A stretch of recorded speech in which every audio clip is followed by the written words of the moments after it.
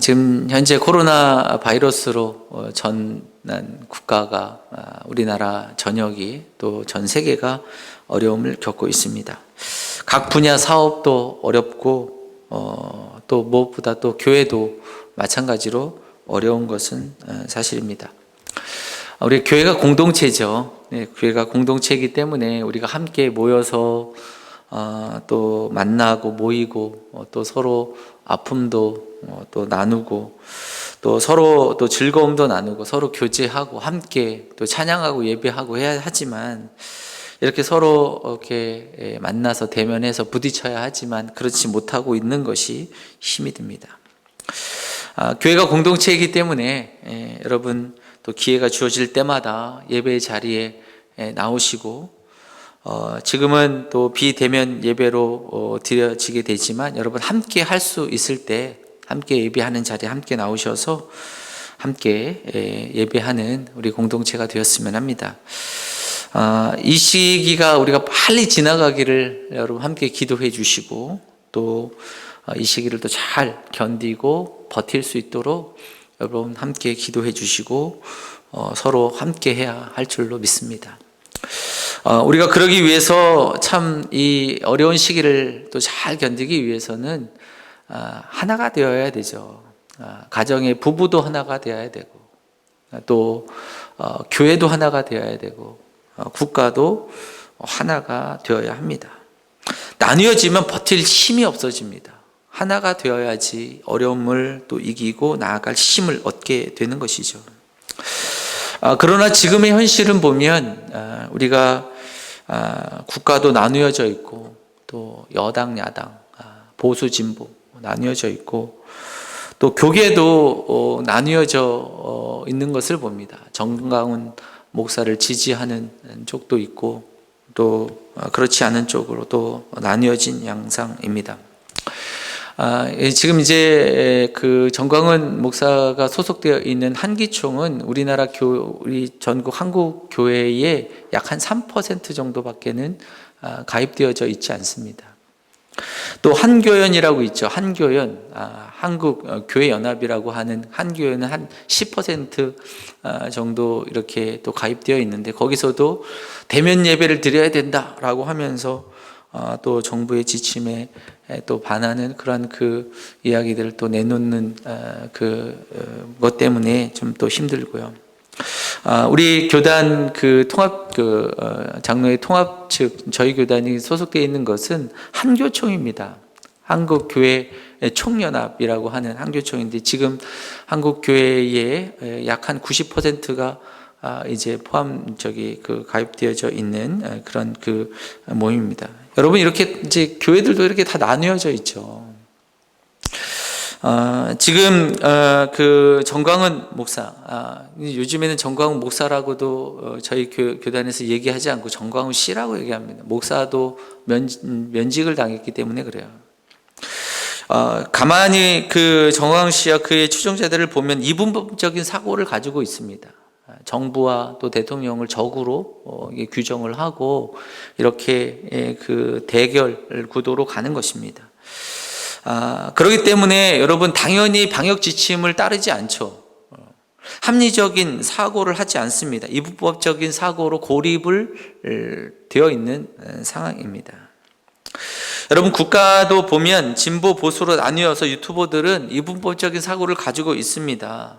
그래서 서로 막말을 해가면서 자기 진영에 맞는 이야기들을 하고 있는 거죠. 그래서 자기 진영의 사람들을 결집시키고 분열된 생각을 갖추도록 계속해서 이야기를 하고 있습니다. 유튜브의 그 AI가요 얼마나 똑똑한지 내가 본 그 이야기가 한쪽 이야기라면 그 내가 좋아하는 것을 계속해서 띄워줍니다.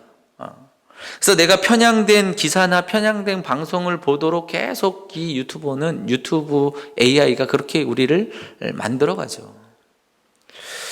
그러기에 여러분 우리가 더욱더 이 한쪽의 것을 바라보면서 한쪽으로 치우칠 가능성이 훨씬 더 높아졌습니다. 여러분 우리가 양쪽의 이야기들을 서로 들어가면서 합리적인 사고, 합리적인 판단을 내리지 못하도록 지금 만들고 있는 거죠. 지금의 지식인들 역시도 그렇습니다. 참 안타까운 것은 양쪽의 이야기를 듣고 중립적인 사고를 가지고 합리적인 사고, 합리적인 그 대안을 하고 있는 이 지식인들이 없어 보여서 너무 참 안타까운 마음이기도 합니다. 여러분, 이분법적인 사고는 상대를 적으로 만들기 때문에 그 적은요, 무슨 말을 해도 듣지 않는 것입니다. 이것을 이제 심리학으로 터널 시선이라고 합니다. 보고자 하는 것만 보는 거죠. 그래서 심리 조작, 망상 중독에 빠지게 되는 것입니다. 여러분, 예수님 당시에 대제사장들, 유대인들 역시 그들 역시 편향된 그 생각에 사로잡혔습니다. 이분법적인 사고죠. 제자들 예수님 적으로 생각합니다. 그래서 예수님이 부활하신 그 부활의 그 사실을 가지고도 그것을 제자들이, 추종자들이 그 시체를 가져가서 그 추종자들을 결집시키기 위한 것이라고 거짓 선동으로 만들어 버립니다. 사실을 사실대로 받아들이지 못하는 거죠. 망상 중독에 빠지는 것입니다. 제자들을 적으로 규정을 하고 있습니다. 하지만 제자들 그리고 그리스도인들은 대제사장 유대인들을 적으로 대하지 않았습니다. 오히려 그들을 품는 거죠. 대제사장 유대인들까지 품었습니다. 그것이 그리스도인들이었습니다. 오늘 말씀을 보면 스데반이 대제사장 유대인들을 향하여서 설교하는 설교의 말씀이 이제 시작이 됩니다. 53절까지 시작이 되지만 오늘 이 1절부터 저희가 8절까지의 말씀을 우리가 보게 되는데, 오늘 이 설교 그 첫 마디가 무엇이라고 스데반이 얘기하냐면 여러분 부형들이여 들으소서, 이렇게 말씀합니다. 사실 스데반과 그 대제사장 유대인들은 서로 적대 관계에 있습니다. 공회에서 스데반을 이제 죄인으로 지적하고 죄인으로 취급하고 있는 상황입니다. 그런데 스데반은 적대적인 관계에 있는 대제사장들이나 유대인들을 향하여서 부형들이여 우리 같은 형제다. 적대적인 관계의 자들을 향하여서 공격하는 자세가 아니라 우리는 형제다. 우리는 한 조상, 한 아브라함으로부터 난 한 가족이다. 형제다라고 이야기를 합니다. 스데반은 의도적으로 그 말씀을 전하면서 설교를 하면서 모세에게서부터 시작한 것이 아니라 아브라함에게서부터 이야기를 꺼내놓고 있습니다. 유대인들에게 중요한 최고의 지도자는 모세죠. 하나님은 모세를 통해서 하나님의 율법의 말씀을 전해주셨고, 그래서 이스라엘 백성들에게, 유대인들에게는 모세가 너무도 중요한 인물입니다. 그를 통해서 하나님의 백성으로 선민의 의식을 갖는 자부심과 또 민족성을 갖게 된, 그것을 불어넣어준 사람이 모세이기 때문에 유대인에게 있어서는 모세는 참으로 중요합니다. 하지만 스데반은 지금 모세에서부터 시작이 하는 것이 아니라 아브라함에게서부터 말씀을 하고 있습니다. 여러분, 아브라함은 열국의 아버지, 아비라고 하나님께서 그에게 이름을 주신 거잖아요. 온 백성, 모든 민족, 모든 족속의 아비, 조상이 되어진다고 아브라함을 주신 거죠. 아브라함은 이스라엘 출신이 아닙니다. 메소포타미아 출신이에요. 그는 하나님이 부르셔서 믿음으로 그 하나님의 백성이 되었음을 말씀하고 있습니다. 그러기에 여러분, 창세기 12장 이하의 말씀에 보면 아브라함에 대한 이야기를 우리는 잘 알고 있습니다. 하나님은 아브라함을 부르셔서 갈대아 그 지방 메소포타미아에서 하란에서 가나안으로 하나님이 그를 부르시고 하나님이 가라 하신 그 땅으로 그가 인도함 받고 옮겨졌습니다. 근데 오늘 이 말씀 가운데 보니까 이렇게 얘기를 하고 있습니다. 그 땅, 하나님이 지시하시는 땅, 하나님이 보여주시는 그 땅으로 아브라함이 갔지만 그 땅에는 발붙일 만한 땅도 유업으로 주지 아니하셨다고 말씀을 하고 있습니다. 하나님이 그곳에 부르셔서 갔지만 아브라함에게 어떤 것도 주시지 발붙일 땅조차도 주시지 않았다고 말씀을 하고 있습니다.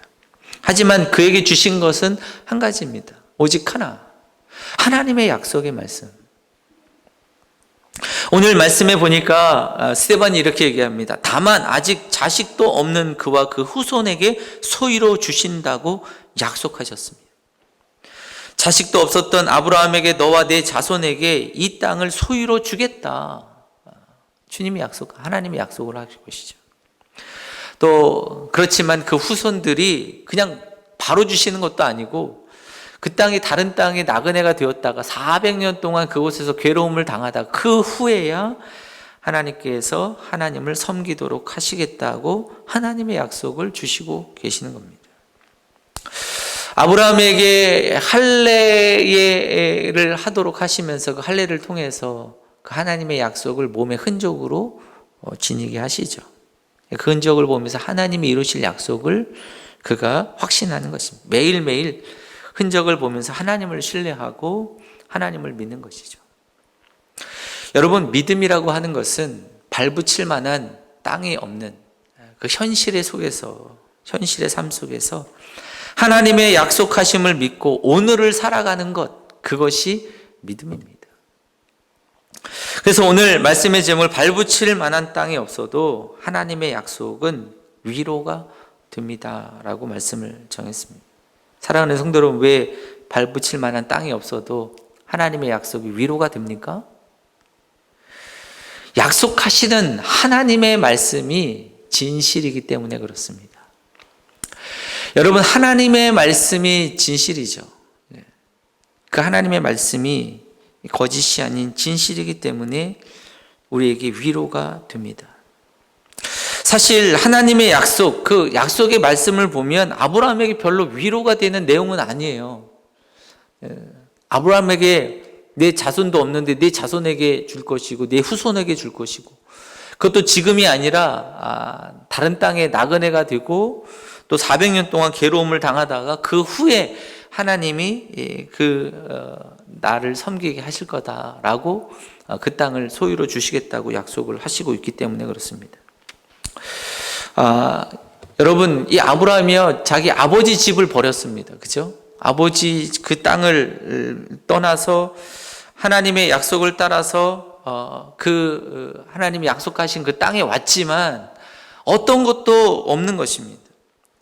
그러나 곰곰이 생각해 봅니다. 그에게 정말 그곳에 아무것도 없는, 그에게 주어지는 아무것도 없는 그 상황 속에서 그에게 주셨던 것은 오직 하나님의 약속의 말씀뿐이었습니다.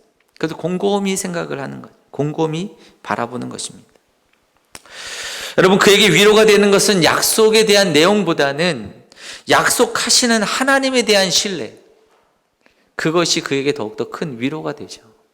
그리고 그 하나님이, 신실하신 하나님이 주신 그 약속이 진실이다라고 하는 것에서 아브라함은 위로를 얻는 것입니다. 하나님의 약속이 거짓이 아니라 진실이라는 것이죠. 여기에 소망을 두는 것입니다. 여러분, 우리는 인생 속에서 고난과 역경에 처해질 때 우리 주변에 있는 사람들은 우리를 향하여서 위로의 말을 합니다. 하지만 그 위로의 말이 오히려 전혀 위로가 되지 않을 때가 있습니다. 강세영 씨가 쓴 희한한 위로라고 하는 그 책에 그 저자가 이렇게 이야기를 합니다. 다 잘 될 거야. 이 말에 나는 진심으로 위로받은 적이 있을까? 저자는 이 말에 한 번도 안도해 본 적이 없고 오히려 조금 상처가 되었다고 말을 하고 있습니다. 상처가 되었기에 자신도 다른 사람들에게 무턱대고 잘 될 거야 라고 말하지 않는다고 말합니다. 그렇다면 가만히 생각해 보면 참 희한하고 엉뚱한 곳에서 위로를 받는다고 저자는 이야기하고 있습니다. 다 잘 될 거야 라고 말해주는 사람 앞에서는 베베 꼬인 그 심정을 보이다가도 어떻게든 되겠지 라고 농담처럼 툭 내뱉은 그 친구의 말 한마디에 오히려 위로를 받는다라고 말합니다. 잘 알지도 못하는 사람이 무심한 작은 배려가 위로가 되고, 또한 아무 생각 없이 웃고 싶어서 틀어놓은 코미디 영화에 뜬금없는 감동이 되기도 한다라고 말을 하고 있습니다. 어쩌면 위로는 작정하고 내뱉은 의도된 말보다는 엉뚱하고 희한한 곳에서 찾아오는 것이라고 저자는 이야기를 하고 있습니다.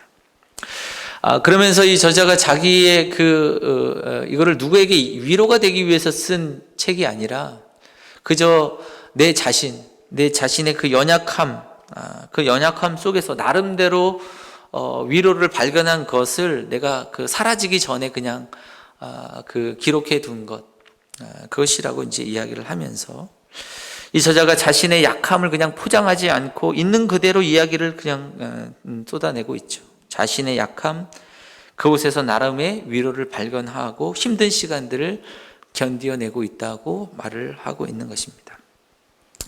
그러면서 그 희한한 그 위로 가운데 하나의 이야기를 이렇게 이야기를 하고 있습니다. 하나씩 지어간다는 것이 꿈이 더 작아지고 삶이 더 초라해지는 걸 의미하는 것이 아니라는 걸 나는 언제쯤 알게 됐는지 모르겠다. 어쩌면 지금도 알아가는 중인지도 모르겠다. 하나씩 지어간다는 것은 초라해지는 것이 아니라 그저 달라지는 것 뿐이었다. 하나씩 지어간다는 것은 불행해지는 것이 아니라 그저 나는 사실 이런 사람이었구나 깨달아가는 과정일 뿐이었다 이야기합니다. 사랑하는 성도 여러분, 물질주의 시대에 내가 소유해야지, 또 내가 더 풍성한 것을 누려야 한다고 생각하는 사회 속에서는 내가 아무것도 가지지 못한다는 것이 나에게 굉장히 불행해지고, 또 내가 하나씩 가지고 있는 것을 하나씩 지어간다는 것이 참 힘들고 초라해지는 것으로 보여질 수밖에 없을 것입니다. 하지만 하나씩 나의 것을 지어간다는 것, 비워간다는 것이 내가 알지 못하는 또 내가 지금까지 경험하지 못했던 것들을 또 경험하게 되고, 또 내 안에 채워지는 것, 새로운 것으로 채워진다는 것을 그 진리로 우리 안에 채워진다고 할 때에 우리는 초라해지는 것이 아니라 오히려 빛나는 삶, 성숙한 삶이 된다는 것을 우리는 알게 되는 것이죠. 여러분, 소유가 아무것도 없는 세상 속에서 기쁨을 누릴 수 있다는 것, 그것이 얼마나 우리가 성숙하고 또한 더 깊은 인격 가운데 거하는 사람인가를 우리는 다시 한번 발견하게 되는 것이죠. 사랑하는 성도 여러분, 아브라함은요, 이전의 삶, 즉 하나님이 없는 삶은 세상으로 것으로 채워졌던 삶이었습니다. 그의 마음의 평안은 아버지였습니다. 그의 평안하게 하는 것은 아버지 집이었습니다. 그를 평안하게 하는 장소가 아버지 집이었죠. 친척들과 함께하는 그 마을들, 그곳이 그에게 주어지는 평안의 장소였습니다. 그가 우상을 만들어서 그 우상을 만들어가지고 잘 팔릴 때는 기쁨이었고 잘 팔리지 않을 때는 슬픔이었고, 그것이 그의 삶의 위로가 되었고 또 그 삶이 그의 전부였습니다. 하지만 아브라함이 하나님의 말씀을 따라서 가나안에 왔을 때에는 그에게 주어진 것은 아무것도 없었습니다. 집도 없었고 땅도 없었고 그와 함께하는 이웃도 없었습니다. 그에게 주어진 것은 오직 하나님뿐이었습니다. 그의 하나님이 주시는 그 말씀, 그것이 그에게 있어서의 전부였습니다. 하나님이 주시는 그 약속의 말씀은 그대로 있는 진실이죠. 그냥 하나님께서 그에게 주셨던 그 약속의 말씀은 그냥 미사오구나 화려한 말로 꾸며진 말이 아닙니다. 돌려 말하시는 것이 아닙니다. 있는 그대로 행하실 하나님의 약속의 말씀, 그대로의 말씀이었습니다. 사랑하는 성도 여러분, 하나님의 약속의 말씀은 터무니없는 말씀이 아니라 진리의 말씀이고 하나님이 이루실 진실의 말씀이라는 것입니다. 하나님은 하지 못할 일들을 말하시지 않으십니다. 없는 것들을 꾸며 말하시는 분도 아니십니다. 하지 않을 일들을 하시겠다고 기만하시는 말씀도 아닙니다. 있는 그대로 말씀하시는 것이죠. 사랑하는 성도 여러분, 그러기에 하나님의 말씀이 우리에게 위로가 됩니다.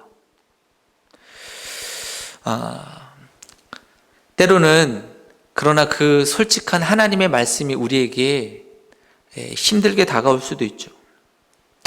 마음이 아프고 고통스럽게 다가올 수도 있습니다. 사랑하는 성도 여러분, 그렇지만 진실과 진리, 우리에게 말씀하시는 하나님의 말씀이 진짜 우리에게 위로가 되는 하나님의 말씀으로 우리에게 주시는 것이죠.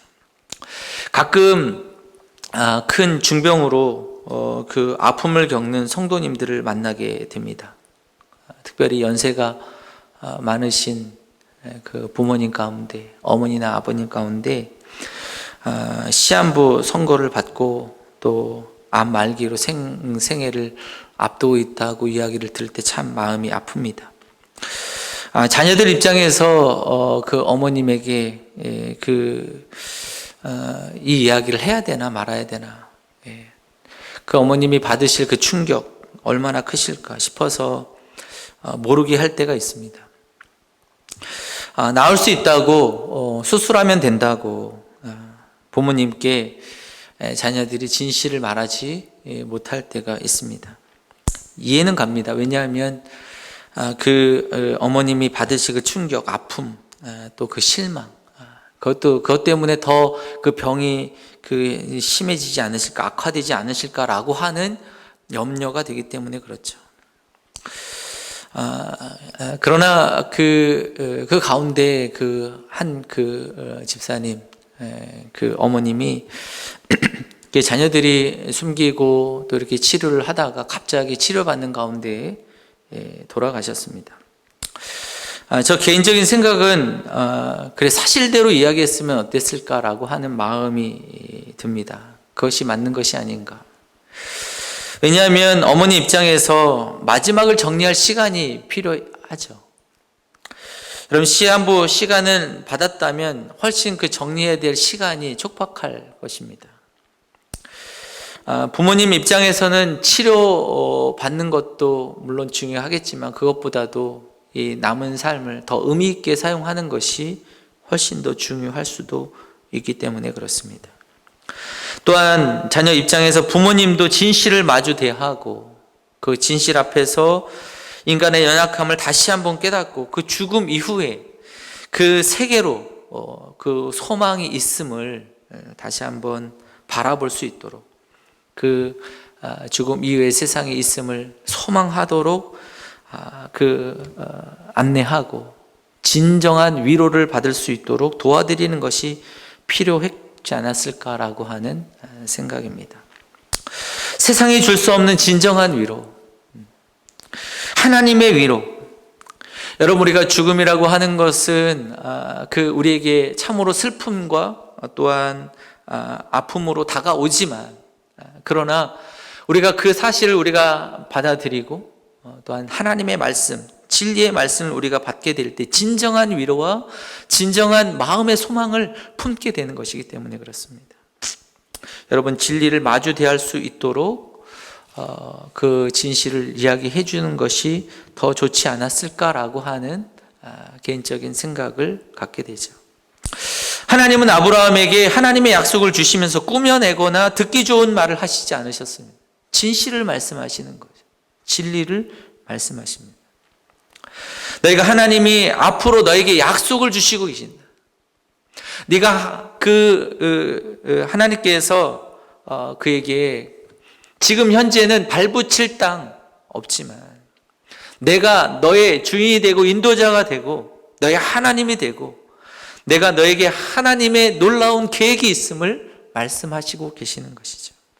사랑하는 성도 여러분, 우리가 아브라함에게 주신 하나님의 은혜는 어느 날 갑자기 그에게 주어진 것이 아니고 그가 하나님의 약속의 말씀을 따라서 하나님께로 가까이 왔을 때 하나님께서 그에게 하나님의 계획의 약속의 말씀을 그에게 주시고 계시죠. 사랑하는 성도 여러분, 하나님의 계획은요, 떠남에서부터 시작이 되고 있습니다. 아브라함이 메소포타미아에서부터 떠나서 친척 아비집을 떠나서 하나님이 보여주신 그 땅으로 갔을 때에 그곳에는 아무것도 없지만 그곳에 하나님이 그곳에서부터 하나님의 역사가 하나님의 계획하심이 시작이 되고 있음을 오늘 말씀하고 있습니다. 사랑하는 성도 여러분, 떠남이 없으면 하나님의 은혜의 약속, 하나님의 은혜의 역사도 없는 것이죠. 이루어질 수 없는 것입니다. 어디서부터 떠나는가? 죄에서부터 떠나야 됩니다. 어둠에서부터 떠나야 되는 거예요. 그때 하나님의 진정한 약속의 말씀이 우리 안에 참으로 그 약속이 주어지는 것이죠. 이사야가 40장 이하의 말씀에 보면 이사야가 하나님의 위로를 말씀하고 있습니다. 이사야서 40장 1절 2절에 보니까 이렇게 너희의 하나님이 이르시되 너희를 위로하라. 내 백성을 위로하라. 그들에게 외치라. 그 노역의 때가 끝났고 그 죄악이 사함을 받았느니라. 여러분, 위로의 말씀을 이사야에게 전하라고 하시는데 처음부터 위로의 말씀을 하신 것이 아닙니다. 하나님이 이 이스라엘 백성들에게 이사야를 통해서 말씀하셨던 첫 번째 말씀은 뭐냐면 죄에서 떠나라는 것이었습니다. 죄악에서부터 떠나라. 이사야 1장에 보면 그 시작이 그렇지 않습니까? 내가 자식을 양육하였거늘 그들이 나를 거역하였다. 소는 그 임자를 알고 나귀는 그 주인의 구유를 알건만은 이스라엘은 알지 못하고 나의 백성은 깨닫지 못하는 슬프다 범죄한 나라요 허물진 백성이요 행악의 종자요 행위가 부패한 자식이로다. 이스라엘 백성들에게 하나님께서 약속하셨던 하나님의 말씀은 죄에서부터 떠나라는 것입니다. 그리고 나서 그들에게 말씀의 하나님의 계획을 말씀하시고 그것을 통해서 위로하시고 계시죠. 죄악이 사함을 받았다. 예레미야에게도 똑같이 말씀을 하시고 있습니다. 예레미야가 여호야김 왕, 남유다 마지막 시대 시드기야 왕까지 하나님의 말씀을 전하는데 그 말씀은 한 가지였습니다. 이스라엘의 죄악이 하나님께 가득해서 하나님이 그들을 심판하신다는 거죠. 북방의 갈대아인들 바벨론 왕을 통해서 예루살렘과 유다를 패하시겠다는 겁니다. 망하게 하시겠다는 것입니다. 이스라엘의 죄악 때문이라는 것이죠. 그래서 예레미야는 말씀하기를 이렇게 얘기합니다. 너희의 악한 길과 행위를 바르게 하라. 그러면 너희가 이곳에서 살게 하리라. 여러분, 예수님의 선포도 말씀, 회개하라. 천국이 가까웠다. 그리고 복음을 믿으라. 제자들의 외침도 마찬가지입니다. 회개하라. 그리고 각각 예수 그리스도의 이름으로 세례를 받고 죄 사함을 받으라. 그리하면 성령의 선물을 받으리라. 여러분, 죄악에서 떠날 때 하나님의 은혜의 역사는 시작이 됩니다. 아브라함은 우상을 만드는 아버지 집을 떠나면서부터 시작이 되었습니다. 비록 그가 하나님의 인도하심을 받아 거주한 그 땅, 가나안 땅, 발붙일 땅도 없는, 섬에 잡히는 것 하나 없는 그 땅이었지만, 현실이었지만 하나님이 약속하시고 계시죠. 하나님의 계획이 그에게 실행되고 있음을 선포하시고 계십니다. 하나님의 약속, 하나님의 계획 속에 하나님의 인도하심을 아브라함이 받고 있는 거죠. 사랑하는 성도 여러분, 하나님의 백성 역시 마찬가지일 것입니다. 우리가 우한에서부터 시작된 코로나가 벌써 7개월이 되어 가고 있습니다. 넘어가고 있습니다. 현재 언제 종식될지 사실 막막합니다. 전문가들이 말하기를 2021년 내년도 말은 되어야 된다고 이야기합니다. 아니, 그 이상을 이야기하는 사람들도 있습니다. 최소한 1년 반은 남짓 걸린다는 것을 우리는 알게 됩니다. 코로나 이전부터 사실은 경제적인 위기가 우리의 삶에서 찾아왔죠. 코로나로 인해서 더욱더 힘들어졌습니다. 아니, 힘든 정도가 아니라 죽을 것 같다고 말을 하고 또 그것이 이제 피부로 와 닿고 있습니다. 버틸 힘이 없습니다. 사람들이 여러 가지 대안들을 내놓습니다. 그러나 하나도 기대가 되지 않습니다. 위로가 되지 않습니다. 막막하고 혼란스럽습니다. 두렵습니다. 내가 지금 안정적으로 가지고 있는 것 이제는 하나하나 지어갈 수 있게 됩니다.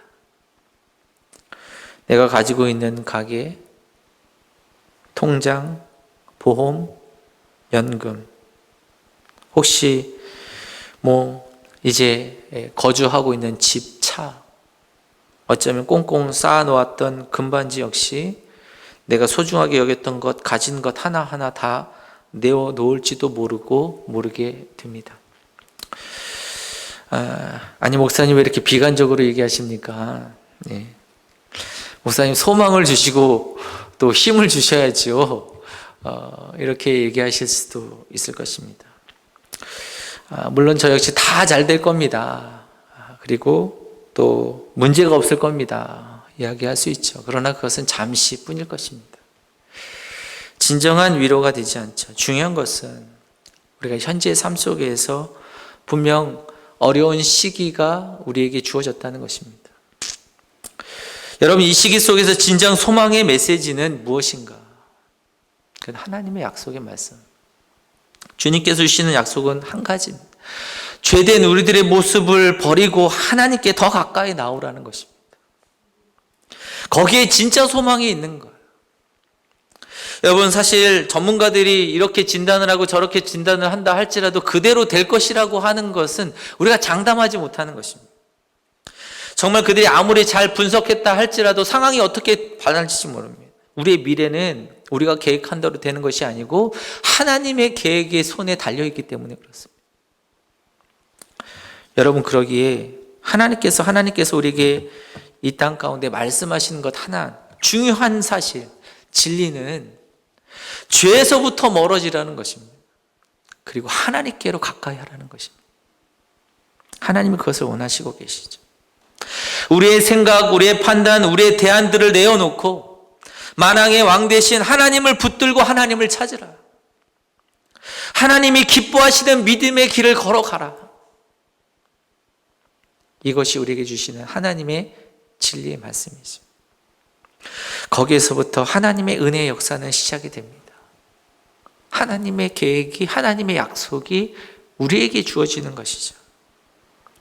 사랑하는 성도 여러분, 우리가 죄악의 길을 벗어버릴 때, 하나님을 붙들 때 광야에서 길을 내시고 사막에서 강을 내시는 하나님의 역사를 보게 될 줄로 믿습니다. 사랑하는 성도 여러분, 죄에서 떠나 하나님을 따라간다 하더라도 우리가 하루아침에 우리의 상황이 확 변하는 것은 아닐 것입니다. 우리가 하나님을 따라 주님 앞에 나아갔지만 여전히 발붙일 땅이 없는 현실이 우리 안에 주어질 수 있습니다. 그러나 분명한 것은 하나님이 우리의 삶을 붙들고 하나님의 계획이 우리 안에 주어지고 있다는 것입니다. 그러게 여러분, 고난 속에서 인내하시면서 끝까지 하나님 곁에 머무시는 믿음의 성도들, 하나님 붙들고 주님 곁에서 소망을 갖는 믿음의 백성들이 되시기를 간절히 축원합니다. 사람의 위로는 진통제와 같습니다. 잠시 아픔을 잊게 하다가 다시 고통이 찾아오는 것뿐이죠. 하나님의 위로만이 진짜 위로가 됩니다. 바울은 고린도 후서 1장 3절에 찬송하리로다 그는 우리 주 예수 그리스도의 하나님이시요 자비의 아버지시요 모든 위로의 하나님이시라고 말씀합니다. 하나님이 위로의 하나님이시라. 여러분, 그리스도인들에게 있어서 다른 것이 우리의 삶의 위로가 아니라 하나님이 우리의 위로가 됩니다. 사랑하는 성도 여러분, 하나님 자체가 위로가 되셔. 하나님 곁에 머물 때 고난 속에서도 하나님이 주시는 그 힘과 하나님이 주시는 그 위로로 우리가 위로받게 될 줄로 믿습니다. 남몰래 흐르는 눈물 주님 아십니다. 마음의 아픔, 상처, 고통 하나님이 알고 계십니다. 누구에게 말하지 못했던 실수, 잘못도 주님 다 알고 계시죠. 기도할 힘조차 없어서 연약한 우리도 주님께서 알고 계십니다. 절망으로 답답해하는 마음도 주님 아시고 그런 하나님의 백성들에게 주님께서 다가오셔서 주님께서 우리를 안으실 것입니다.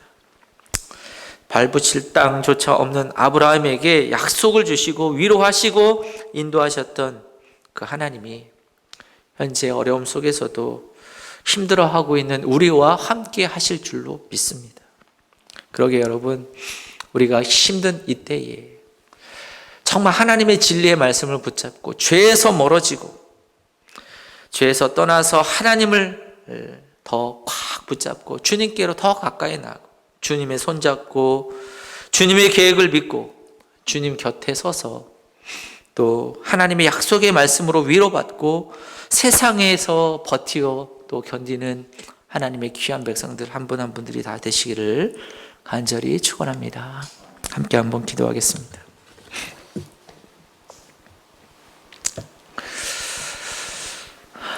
하나님, 우리가 서 있는 현실이 점점 어렵고 힘들게 다가옵니다. 이 현실 앞에서 하나님, 우리가 무너지지 않게 하여 주시고, 오히려 하나님, 이 어려움 가운데 우리의 죄악된 것들을 하나하나 버리고 더 가까이 하나님 앞에 나아가는 믿음의 백성들이 되게 하여 주시옵소서. 하나님의 약속의 말씀을 붙잡습니다. 아니, 하나님을 붙잡습니다.